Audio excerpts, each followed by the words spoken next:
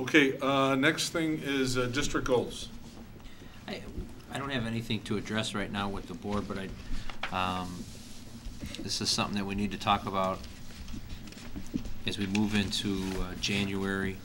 I know we have some unknowns, so I'll write up a short memo and some suggestions for the board to discuss. What I would think is that, with the exception of our academic goals, which we want to clarify and establish some targets, and then by the academic goals was that academic culture goal, and then with the targets in regards to the ACT score, graduation, college and career readiness, some of those things. I think those are annual goals that we need to continue to focus on the targets and be a little more specific on how or what we should think we were going to come in at performance-wise. In regards to, that's what the reason I wanted to make sure is on the operational calendar we need to discuss this, but we also have some uncertainties facing us in regards to the pension cost shift, collective bargaining shift.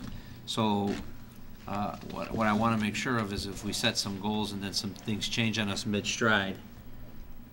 We talked a little bit in previous discussions on looking at class sizes and some of those things, but if we're uncertain on what type of new money we're going to have coming in next year, something like that may have to hold off a year. So I'll do a short summary for the board based off of the goals that are in my extended contract and some things that apply to that chart I made for the board on a 3-year plan, and see what we can look at and what we can address, and see if there's other things that we maybe put on hold or put some strategic plan in place so that we're doing something annually towards them every year. But we do need to start discussing these in January.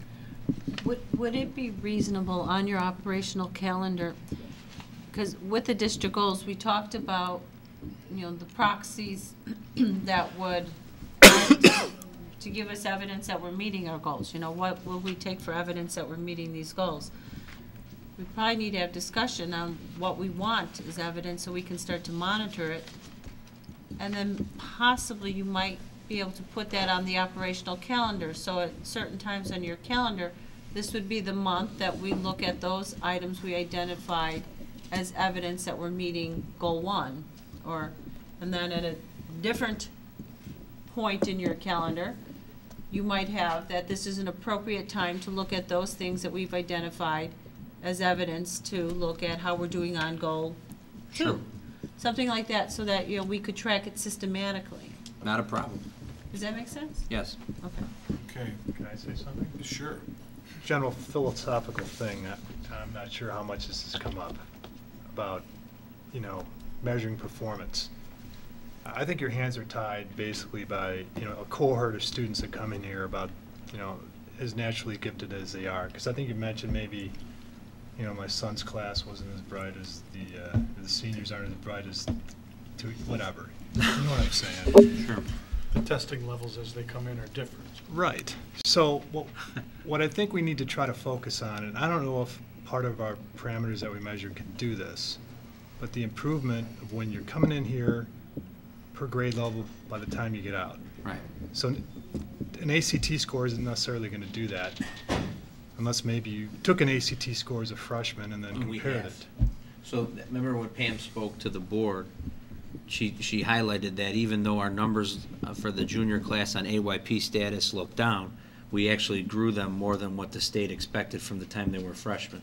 Because we are given a test every year. We give the Explorers freshman plan as sophomores, ACT as a junior, and then we also look at their composite before they graduate if they took another ACT sometime. So for the building administration, that's what we have in place to track. So that can be included in that growth model that you're talking about. And that's what I had Pam include in the presentation. We'll continue to include that. The unfortunate thing is the state measures you by that one snapshot of how you did that junior year on a test. And what we showed you earlier this fall was, even though we came in under the class of 2013 came under class of 2012, they actually grew a little more than what the class of 2012 did, because they came in at a higher rate as freshmen.